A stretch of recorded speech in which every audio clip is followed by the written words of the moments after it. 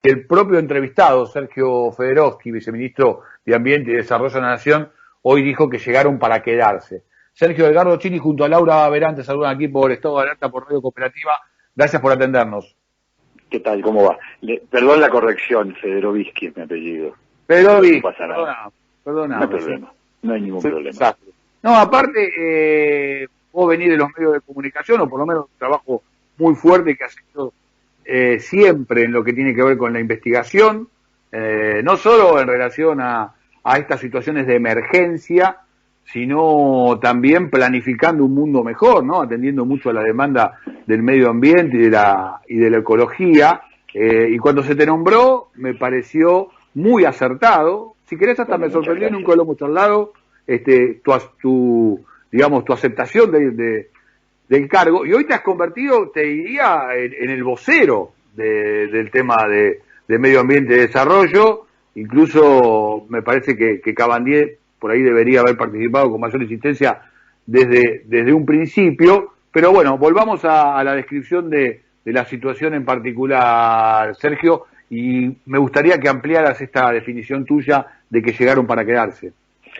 Sí, porque lo que tenemos es un escenario cada vez más complejo que está siendo diseñado por el cambio climático. Cuando hablamos del calentamiento global no hablamos de una abstracción, de una entelequia, de algo que alguna vez va a ocurrir y que va a ser en forma así dramática como en las películas. No, hablamos de algo que está ocurriendo y cuyas consecuencias ya empiezan a percibirse.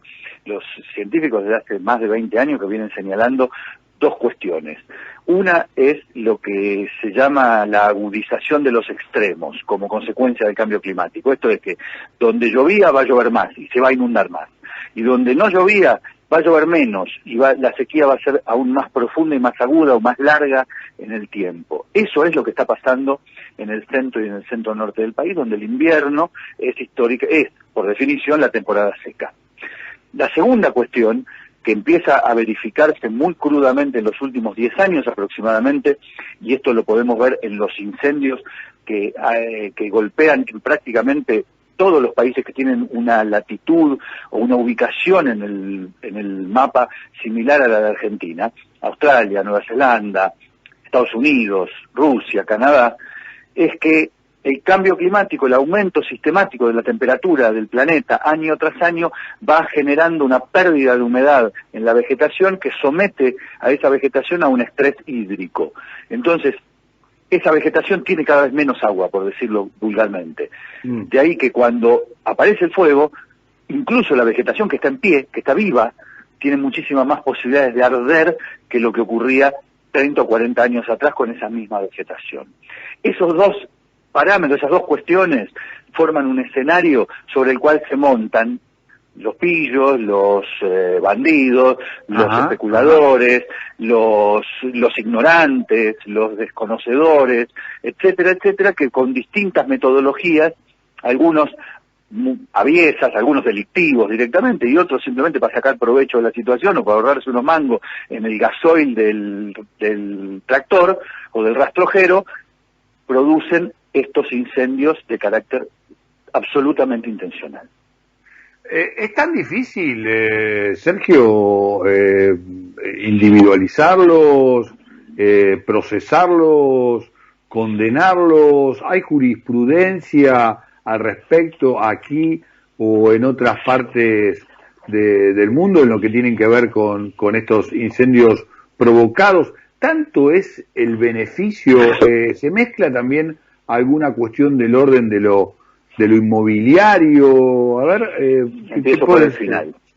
Sí. Nosotros tenemos distintas versiones de fuegos intencionales.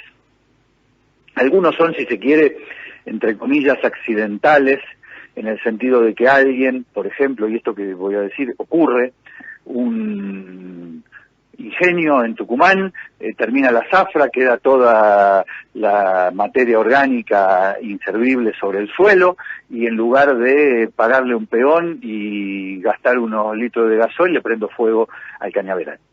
Esto ocurre. O el señor que está en el norte de Córdoba y tiene que desmalejar el campo, y como lo hacía su abuelo, lo hacía su tatarabuelo, etcétera, etcétera, va y le prende fuego al campo. Y después está el que con el fuego provoca un avance de la frontera agropecuaria en el delta del Paraná, por ejemplo, esto es, desmonta vegetación virgen, vegetación original del humedal con fuego, en lugar de usar una topadora, pretendiendo luego colocar un terraplén alrededor de la zona incendiada para que nunca más entre el agua, que naturalmente va a entrar cuando suba de vuelta a nivel del río Paraná, y transforma lo que era un humedal, es decir, un lugar donde había agua, en un campo seco para ganadería intensiva o para agricultura o para un emprendimiento inmobiliario. Todas esas cosas conviven. O el que prende fuego en las afueras de Carlos Paz, imaginando que ese lugar que se va a prender fuego va a quedar inutilizado, nadie lo va a reclamar, no va a tener ningún valor, etcétera, y el municipio lo va a lotear.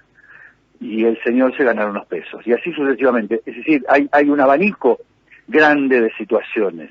El problema es que en la Argentina, probablemente por impunidad en un punto, pero también por desconocimiento o por falta de tradición, no hay castigo real a quienes promueven estas situaciones. En el mejor de los casos, agarran a un muchacho con un bidón de queroseno y una caja de fósforo, y ese es el gran culpable, cuando en realidad no es el gran culpable, sino que hay un autor intelectual que lo envía a hacer eso para beneficiarse el dueño del campo, por ejemplo. Hoy la justicia tiene a su disposición dispositivos tecnológicos ultramodernos que permiten, con una definición muy precisa, identificar claramente a través de un satélite de quién es el campo que se prendió fuego. Habría que llamarlo, agarrarlo de las pestañas y preguntarle por qué hizo prender fuego a su campo.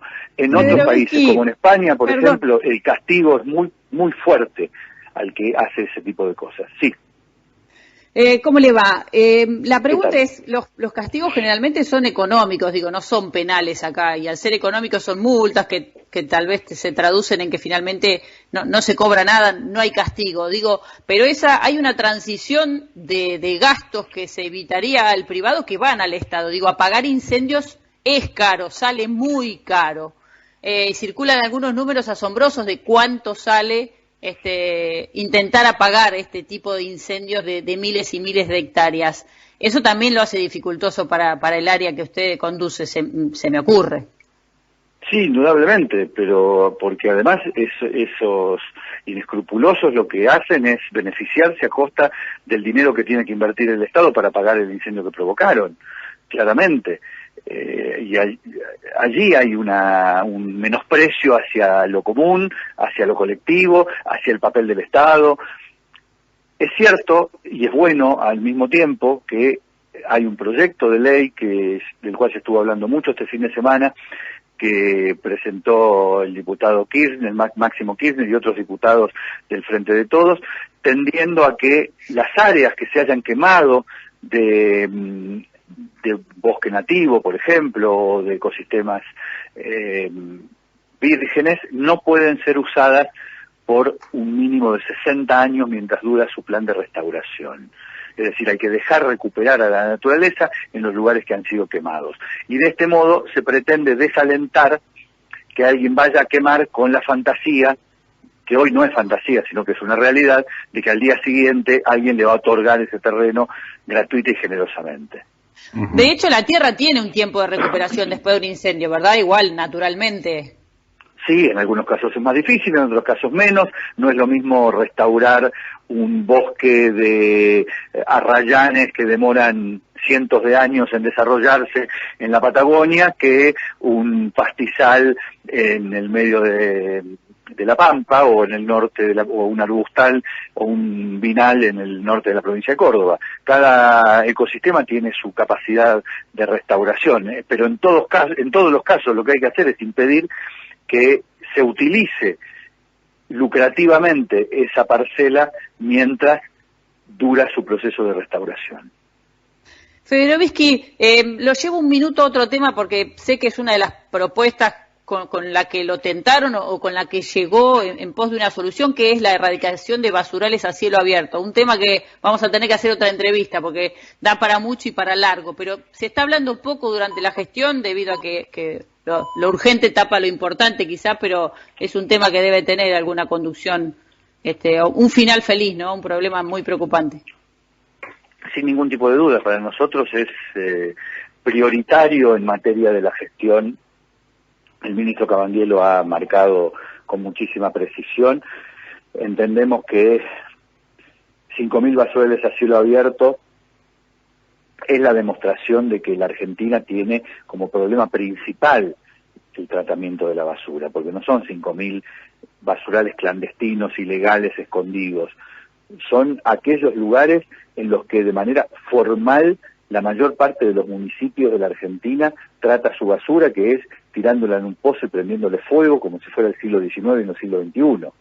Y la verdad es que no podemos seguir permitiendo que el Ministerio de Ambiente se esconda o se oculte detrás de la hipotética responsabilidad que tienen los municipios, cuando la mayor parte de los municipios no tiene condiciones ni técnicas, ni financieras, ni económicas, como para poder enfrentar este problema y encontrarle una solución.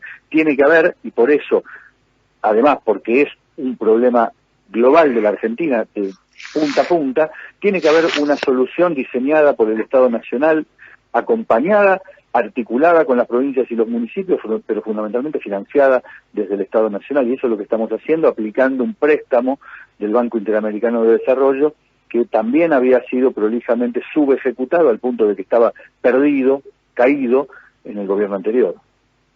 Vos sabés, Sergio, que a mi vieja la tengo en una especie de cárcel VIP, ¿no? A los 82 años, y cuando ve, y por ejemplo que ahora aumenta también los caudales del río, aumentan las inundaciones, me repite una y otra vez, viste que te dije que llegaba al final.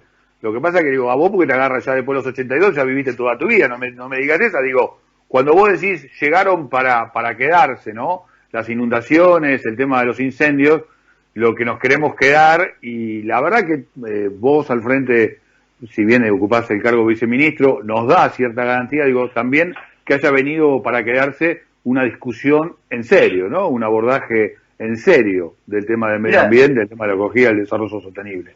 A mí me gusta lo que decís porque creo que es lo más, precisamente lo más estimulante, porque nadie puede decir con sinceridad que va a resolver los problemas ambientales de la Argentina, porque además llevamos décadas de acumulación de problemas ambientales graves, gravísimos, algunos de ellos, por ejemplo este de la basura que estábamos mencionando recién, pero la gran deuda que tenemos, creo yo, como Estado, la Argentina, es la de poner en marcha políticas públicas y poner en marcha una discusión seria respecto de las cuestiones ambientales.